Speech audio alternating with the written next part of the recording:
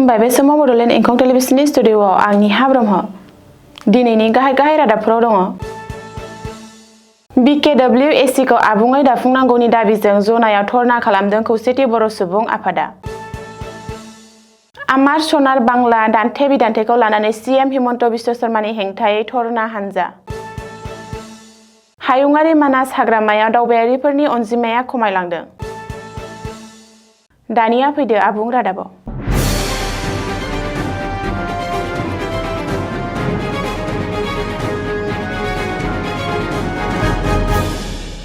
BKWSCखौ आबुङै दाफुंनायजों लोगोसे गुबुन गुबुन जेंनाफोरखौ सुस्रांनानै होनांगौनि थाखाय दिनै धेमाजि जिल्ला खौसेथि बर' सुबुं आफादनि बानजायनायाव जनाय डिस्ट्रिक्ट कमिशनारनि लांगोनायाव धर्ना हाबाफारि लानाय जादों।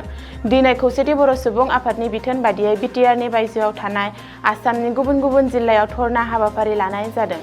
बेबायदिनो धेमाजि जिल्लानि सिङाव थानाय जनाय डिस्ट्रिक्ट कमिशनार अफिसनि लांगोनायाव धेमाजि जिल्ला खौसेथि बर' सुबुं आफादनि बानजायनायाव आरो बर'नि गुबुन गुबुन माहारियारि आफादनि हेफाजाबाव BKWSCखौ आबुङै दाफुंनांगौनि थाखाय आरो लोगोसे गुबुन गुबुन दाबिफोरखौ लानानै सिट इन स्ट्राइक थामहिनबा होस्रिखावनाय हाबाफारि लानाय जायो। खौसेथि बर' सुबुं आफादनि बानजायनायाव दिनै होस्रिखावनायनि गाहाय थांखि एबा दाबिफोरा जादों BKWSCनि गामिखौ आबुङै फोसावनाय, बियाब दानाय आरो बिसायख'थि खुंफुंनाय, कार्बि आंलं आरो दिमा हासावनि बर'फोरनो ST हिल स्टेटास गनायथि होनाय, BKWSCनो जर'खा रां बावजा होनाय, BTRनि बायजोआव आसाम टेट आरो सेन्ट्रेल टेट उथ्रिनानै थानाय बर' बिजाथिफोरनो फरायसालियाव फोरोंगिरि महरै थिसनथाइ होनाय, बड' रेजिमेन्ट दानाय, खोला कामरुप आरो गवालपारा जिल्लानि बर' गामिफोरखौ BKWSCआव सोसननाय। बेफोर गासै मैखोम गाहाय दाबिफोरखौ लानानै दिनै धेमाजि जिल्लायाव खौसेथि बर' सुबुं आफादनि बानजायनायाव आरो बर'नि गुबुन गुबुन माहारियारि आफादनि हेफाजाबाव सोमावसारनाय जायो। सुबुं समाज, हारिमुआरि मावथि आरो फरायसाफ्रा श्रीभूमि सहराव आमार सनार बांला आमि तमाय भालबासि रोजाबनानै गिबि मन्त्रि डक्टर हिमन्त बिश्व शर्मानि सिगिनाय टेगरनि रनसायनायखौ रोजाबनाय कंग्रेस मावगिरिफोरनि बेरेखायै आयेनारि मावआगान लानायनि बेरेखायै गावसोरनि हेंथाखौ दिन्थिनो थाखाय मोनसे हानजा सुरदों, जाय बांलादेशनि हादरारि मेथाइबो गानेय सुरे प्रतिपाद देंखोनि गेजेरजों हेंथा दिन्थिफुंनाय मुंनि जन सभायाव हारिमुआरि खामानि मावग्राफोर, गाहाय नोगोरारिफोरजों लोगोसे सोलोंसाफ्राबो बाहागो लादोंमोन। गाग्लोबग्राफोरा बुंदों टेगरआ 1905 मायथाइयाव ब्रिटिश खुंथायनि समाव बेंगलनि बोखावनायखौ हेंथा होनो थाखाय बे थैरोङि मेथाइखौ रनसायदोंमोन आरो बांलादेश सोरजिनायनि उनाव बे मेथाइखौ नसुङारि हादोरनि हादोरारि मेथाइ महरै फोसावनाय जादोंमोन।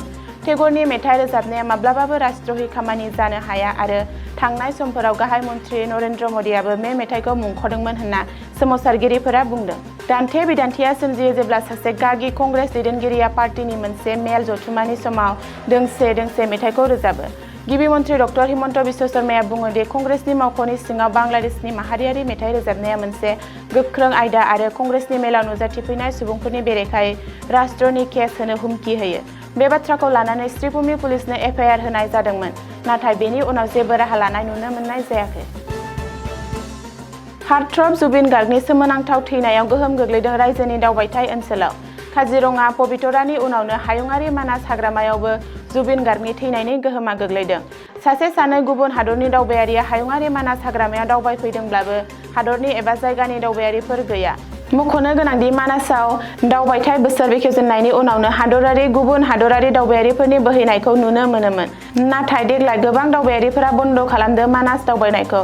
गाहायै सोनाब बंग'खौ हमनानै गोबां रायजोनि दावबायारिफोरा बन्द' खालामदों मानासआव दावबायनो फैनायखौ, जायनि थाखाय रायजोनि दावबायथाय ओनसोलाव लाबोदों खैफोदनि इसारा।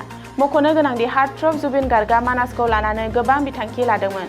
मानासखौ लानानै सावथुन बानायनायनि अनगायैबो मानासखौ अराय सोमखोर खालामनानै लाखिनो थाखाय बिफां फुलि गायनो थाखाय बोसोन होदोंमोन। बयजोंबो अनसायजानाय महरगिरिनि रुंसारि जानायाव दायो थांनाय समखौ गोसोखांनानै दुखु मोनदों मानासनि दावबायथाय ओनसोलाव खामानि मावनाय सुबुंफोरा। दिनैनि रादाबा एसेनोसै, गोजोन्थों।